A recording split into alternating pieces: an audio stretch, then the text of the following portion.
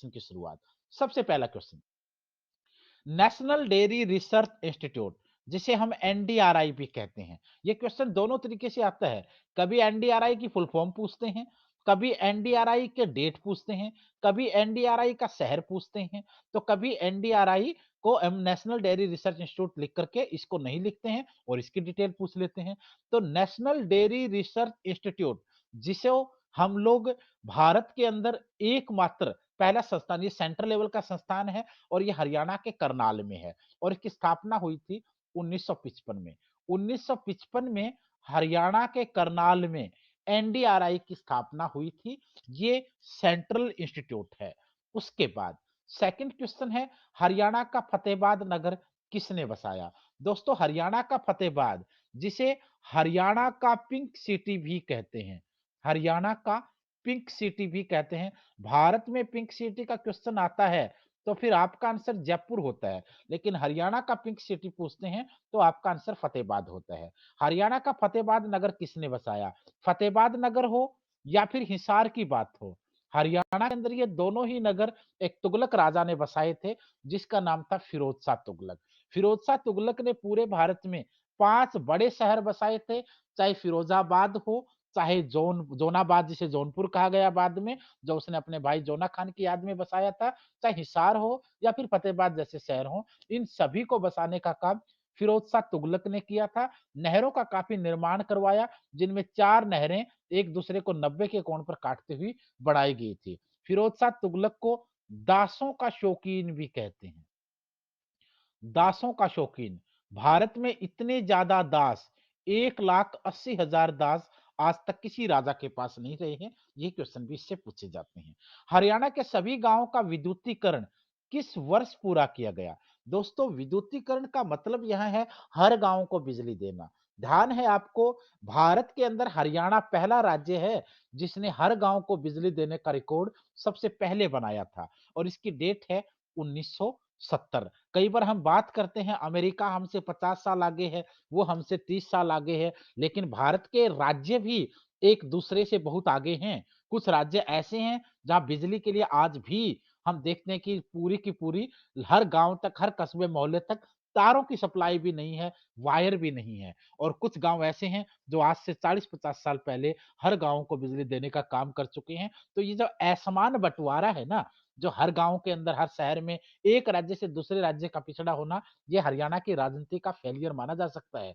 हालांकि ऐसा नहीं कि हरियाणा आजाद पहले हुआ और बाकी राज्य बाद में हुए, या पंजाब पहले हुआ या बाकी बाद में हुए, हुए एक साथ आजाद। लेकिन हरियाणा के साथ साथ भारत के सभी राज्यों के राजनेताओं को यह सोचना चाहिए कि एक राज्य अगर कर सकता है तो दूसरे राजनेताओं को करप्शन से निकलकर कुछ करना चाहिए। उसके बाद चौथा नंबर, अशोक कालीन टोपरा अंबाड़ा के निकट अभिलेख को किसने दिल्ली के पुराने किले में स्थापित किया? दोस्तों, अशोका के जो पिलर स्तंभ है ना, इसी को अभिलेख कहते हैं। अशोका के अभिलेखों में 2 अभिलेखों का जिक्र आता है, एक हरियाणा में अंबाड़ा के टोपरा से और एक यूपी के मेरठ से। अशोका के 2 अभिलेख बड़े फेमस हैं, एक यूपी के मेरठ से और एक अंबाड़ा के टोपरा से निकाला गया, और इन दोनों को निकाल कर लाने वाला वही राजा तुगलक था जिसका नाम था फिरोज शाह तुगलक। फिरोज शाह तुगलक अंबाड़ा के टोपरा और यूपी के मेरठ से अशोका के अभिलेखों को निकाल के लाया और उसने उसे अपने दिल्ली के किले में जड़वा दिया था। क्वेश्चन नंबर 5, चौधरी चरण सिंह कृषि विश्वविद्यालय राज्य के किस जिले में है? चौधरी चरण सिंह कृषि विश्वविद्यालय, या इसे हम HAU भी कह सकते हैं, हरियाणा एग्रीकल्चरल यूनिवर्सिटी भी कह सकते हैं। यह हरियाणा के हिसार में स्थापित है। इसे 1970 में बनाया गया था और ये एशिया के अंदर बड़ी यूनिवर्सिटियों में आती है। भारत की नंबर 1 एग्रीकल्चर यूनिवर्सिटी का दर्जा इसे प्राप्त है। उसके बाद है, हरियाणा में हिंदी का पहला साहित्यकार किसे माना जाता है? हरियाणा में हिंदी का पहला साहित्यकार चुंगीनाथ को माना जाता है। हरियाणा में अब तक कितनी बार राष्ट्रपति शासन लगाया जा चुका है? दोस्तों, हरियाणा में अब तक 3 बार राष्ट्रपति शासन लगाया जा चुका है। एक 1967, एक 1977 और एक 1991। अगर ये पूछते हैं कि कितनी बार, तो आपका आंसर होगा 3 बार। कई बार पूछ लेते हैं पहली बार कब लगा, 1967। अब तक लेटेस्ट कब लगा था, 1991। और एक लगा 1977, 1967, 1977, 1991, 3 बार। अगर इससे आगे बढ़कर कई बार क्वेश्चन पूछ लेते हैं नायब तहसीलदार में, इंस्पेक्टर वाले में या पीसीएस एचसीएस वगैरह वाले में, उसमें आ जाता है कि कितने समय तक लगा है। टोटल टाइमिंग लगभग 1 साल है। 1 साल लगभग, मैंने लगभग इसलिए लिखा है क्योंकि कुल मिलाकर अब तक 362 दिन रहे हैं। यहाँ मैं कोशिश करता हूं कि आप लोगों को उस तरीके की तैयारी करवाई जाए कि आप लोग पीसीएस लेवल तक बड़े से बड़े एग्जाम में हरियाणा का कोई भी क्वेश्चन आए, आप लोगों के निशाने से वो चूक ना पाए। और इन 550 क्वेश्चनों में भी वही क्वेश्चन पूरी डिटेल से दिए गए हैं जो क्वेश्चन रिपीट होते हैं, जिन क्वेश्चनों को देख करके बच्चों को मैक्सिमम चीजें वहां मिल जाती हैं। और ये ऐसे समय बहुत जरूरी है जब आप लोगों के पास टाइम की कमी होती है, वन लाइनर आधार पर आप इनको चूज करते हैं। उसके बाद हरियाणा का पंजाब में विलय कब किया गया? दोस्तों हर कोई पूछता है कि हरियाणा पंजाब से अलग कब हुआ? हर कोई जानता है 1 नवंबर 1966 को। लेकिन अगर हम पंजाब से अलग हुए हैं तो इसका मतलब हमेशा से पंजाब में नहीं थे, हमें पंजाब में मिलाया भी गया था और इसका आंसर है 1858। अब आइए बात करते हैं ऐसा हुआ कैसे? दोस्तों 1857 में आपको ध्यान है 1857 में भारत की अंग्रेजों के साथ पहली जंग हुई थी जिसे स्वतंत्रता संग्राम कहते हैं, 1857 की क्रांति कहते हैं। और इस समय जो हरियाणा होता था वो उत्तर पश्चिम का हिस्सा होता था, नॉर्थ वेस्ट स्टेट, उत्तर पश्चिम राज्य। हम उत्तर पश्चिम राज्य का हिस्सा होते थे जिसमें यूपी और उत्तराखंड का जो हिस्सा वो पूरा आता था। और इसमें हिंदू और मुसलमान दोनों ही होते थे। और जब 1857 की क्रांति में भारत के हिंदू मुसलमानों ने एक दूसरे के साथ मिलकर आजादी की लड़ाई को इसको लड़ा, तो अंग्रेजों को डर लगा और उन्होंने हिंदू मुस्लिम एकता को तोड़ने की कोशिश की। इस नॉर्थ ईस्ट के हिस्से में जो ये हिस्सा हरियाणा के रूप में हिंदुओं का था, इसे यहाँ यूपी के नॉर्थ ईस्ट से काट करके इसे पंजाब के जोन के अंदर मर्ज कर दिया गया। तो इसके बाद हम हरियाणा जो है वो पंजाब के अंदर विलय हुआ था 1858 के अंदर। और 19 जब 1858 में हम विलय किया गया तो अंग्रेजों की ये चाल थी। और आजादी जब हमें मिली 1947 में, उसके बाद हमारे देश के, हमारे राज्य के जो हरियाणा प्रदेश के क्षेत्र के जो बड़े-बड़े नेता थे, उन लोगों ने महसूस किया कि पंजाब के साथ हमारा डेवलपमेंट नहीं हो रहा है, चाहे वो राजनीतिक विकास हो, चाहे वो आर्थिक विकास हो, चाहे वो कृषि का विकास हो, ये विकास हमारा नहीं हो पा रहा था क्योंकि शासन की सारी बागडोर आजादी के बाद पंजाब की साइड के नेताओं के पास थी। इसलिए हरियाणा के जो राजनेता थे, जो सिपहसालार थे, उन्होंने आंदोलन करने की कोशिश की, सेंटर सरकार से रिक्वेस्ट की कि हरियाणा के क्षेत्र को पंजाब से अलग करके नया राज्य बनाया जाए। इसके लिए चाहे सत्तर कमेटी बनी हो, चाहे फजल अली आयोग बना हो, चाहे अक्षेत्रीय फार्मूला हो, चाहे फिर 1965 में हुक्म सिंह कमेटी बनी हो या फिर जेसी शाह कमीशन का जिक्र हो, इन सब की बात हम नोट्स में हमने की भी है और हम आने वाले समय में अलग-अलग वीडियोज में डिटेल में पढ़ेंगे भी इसके बारे में। उसके बाद है हरियाणा में राज्यसभा की कितनी सीटें हैं?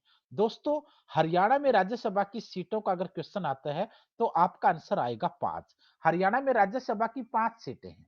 अगर लोकसभा की पूछता है तो 10 सीटें हैं। और अगर हरियाणा में संसद की सीटें पूछता है तो आंसर आएगा 15, क्योंकि लोकसभा की 10, हरियाणा में राज्यसभा की 5 और लोकसभा और राज्यसभा दोनों को मिलाकर के संसद की सीटें बोलते हैं, तो फिर आपका आंसर होगा 15। अगर विधानसभा की सीटें पूछेंगे, ये आपका आंसर होगा 90। ये हमारे हरियाणा में एमएलए हैं। हरियाणा में 90 एमएलए। कई बार पूछते हैं कि एमएलए कितने हैं? 90। कई बार पूछते हैं विधानसभा क्षेत्र कितने हैं? 90। कई बार पूछते हैं कितने विधानसभा क्षेत्रों में बांटा गया है? मतलब तो वही हुआ ना, एमएलए 90, राज्यसभा 5, लोकसभा 10, टोटल संसद 15। उसके बाद हरियाणा में मंजीरा लोक नृत्य किस क्षेत्र में किया जाता है? दोस्तों मंजीरा लोक नृत्य जो है ना, वो हरियाणा के मेवात क्षेत्र के लिए है। मेवात क्षेत्र मंजीरा लोक नृत्य के लिए सबसे फेमस रहा है। Central Soil Salinity Research Institute CSSRI की स्थापना किस वर्ष की गई थी? Central Soil Salinity Research Institute की स्थापना 1969 ईस्वी में की गई थी। यही सीएसएसआरआई कहां पर है? ये दोस्तों करनाल के अंदर है। उसके बाद किस केंद्र शासित राज्य की सीमाओं से हरियाणा राज्य की सीमा स्पर्श करती है? हरियाणा राज्य की सीमा कौन सी यूनियन टेरिटरी के साथ लगती है? भारत के अंदर 7 यूनियन टेरिटरी हैं, लेकिन हरियाणा के साथ लगते हुए की अगर बात करेंगे, तो आपके पास ज़्यादातर क्वेश्चन को हम प्रायोरिटी जो देते हैं, वो दिल्ली वाले को देते हैं। हालाँकि चंडीगढ़ भी यूनियन टेरिटरी है, लेकिन वो हरियाणा के बिल्कुल बीच में आता है। हम सपर्श राज्य की सीमाओं की अगर बात करते हैं, तो सपर्श के अंदर आपका आंसर नई दिल्ली आता है। उसके बाद ऐसे कंक्लूजन वाले क्वेश्चनों को भी थोड़ा ध्यान दें। हरियाणा के कुरुक्षेत्र जिले में ज्योतिषर सरोवर तीर्थ क्यों प्रसिद्ध है? दोस्तों, ज्योतिवर सरोवर तीर्थ को, ज्योतिषर वाले को कौन नहीं जानता है? ये वही जगह है जहाँ श्री कृष्ण ने अर्जुन को गीता का ज्ञान दिया था और फिर महाभारत के युद्ध की शुरुआत हुई थी। ये काफी फेमस है। और एक चीज और बता दूं आपको मैं, हरियाणा के अंदर टोटल 22 जिलों में से लगभग 5-6 जिले ऐसे हैं जिनसे हरियाणा के किसी एग्जाम में क्वेश्चन कटता नहीं है। चाहे हिसार से क्वेश्चन पूछा जाए, चाहे कुरुक्षेत्र से पूछा जाए, पानीपत हो या करनाल हो, गुड़गांव हो या फरीदाबाद हो। ये 5-6 जिले ऐसे हैं जिनसे किसी भी हरियाणा के एग्जाम में क्वेश्चन बचता नहीं है। एक-एक क्वेश्चन आमतौर पर वो ऐसी जगह जरूर रखते हैं। स्टेट के अंदर कल्चर में जो क्वेश्चन होते हैं, वो आमतौर पर डिस्ट्रिक्ट वाइज आपको प्रिपेयर भी करने होते हैं। उसकी डिटेल भी हम आप लोगों को सारी दे देते हैं। अब सिर्फ इतना ही कहना चाहूंगा इसी के साथ-साथ, हालाँकि सारे क्वेश्चनों को जैसे-जैसे टाइम लगेगा निकालने की धीरे-धीरे कोशिश करेंगे वीडियो के माध्यम से भी, लेकिन जिन बच्चों के पास अभी एस्टेट जिनको देना है, उनके पास तैयारी का समय कम है, इसलिए अगर आप लोगों को हैंड रिटन बुक चाहिए कंप्लीट हरियाणा कल्चर की, तो वो भी वीडियो के डिस्क्रिप्शन में जाकर के आप लोग डाउनलोड कर सकते हैं। और अगर आपको ये 550 जिनकी आज हम बात कर रहे हैं, ये मोस्ट इंपोर्टेंट क्वेश्चन आंसर की सीरीज में चाहिए, तो ये भी आप वीडियो के नीचे डिस्क्रिप्शन में जाकर के डाउनलोड कर सकते हैं, मिल जाएगा। जिन साथियों को वहां नहीं मिल रहा है, वो इस नंबर पे व्हाट्सएप पे मैसेज करें, वहां पर उनको लिंक भेज दिया जाएगा। एक मिनिमम सा चार्ज इनका लगाया गया है। वो इसलिए लगाया गया है क्योंकि कुछ तो वो साइट के चार्ज होते हैं, वो हम चाहते हैं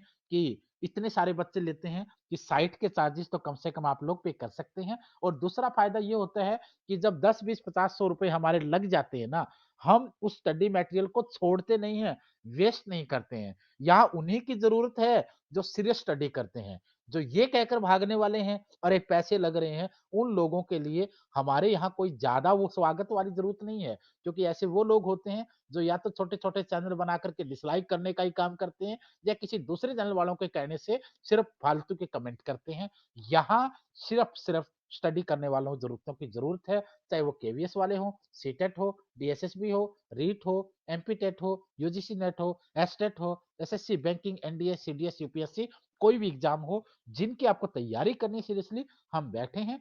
ऑल इंडिया में स्टडी मटेरियल बाय कोरियर देते हैं। आप लोगों को चाहिए तो बाय कोरियर ले सकते हैं। केवीएस के इंटरव्यू की बैचेज हमारे यहाँ शुरू हो चुके हैं। बैच ज्वाइन करना बैच ज्वाइन कर सकते हैं। और अगर पीडीएफ में चाहिए, किसी को लगता है सर कोरियर में 1-2 दिन लगेगा या मुझे सारे नहीं चाहिए, तो आप पीडीएफ डाउनलोड कर सकते हैं, प्रिंट ले सकते हैं। ये वो हो, इससे पता चल जाता है सीरियसनेस कितनी है। क्योंकि अगर हमें फ्री में पीडीएफ कई बार आ जाती है, इधर भेजेंगे, उधर भेजेंगे, डिलीट हो जाएगी, नहीं सँभालेंगे, लेकिन अगर 10-20 भी लग जाते हैं ना, तो हमें लगता है कि ले भई इसको तो छोड़ने वाले नहीं हैं, पैसे लगे हैं यहाँ, और उनको सँभाल कर रखते हैं, आने वाले एग्ज़ाम के लिए तैयारी करते हैं, साथियों को देने का काम भी करते हैं। तो आज की वीडियो में इतना ही था कि इन क्वेश्चनों को थोड़ा-सा अपने आप को इतना मजबूत करने की कोशिश कीजिए कि अच्छे नंबर आप लोग जुटा पाओ, क्योंकि आगे आने वाले एग्जाम काफी स्ट्रांग होने वाले हैं। 2019 में केवीएस से लेकर के डीएसएसबी, सीटेट से लेकर के ऐसे दोबारा फिर आने की उम्मीदें सबको है। तो इसलिए आप लोग लगे रहिए, तैयारी करते रहिए। एक बार फिर आप सबको क्रिसमस, अटल बिहारी वाजपेयी, मदन मोहन मालवीय के जन्मदिन के ऊपर बहुत-बहुत बधाई।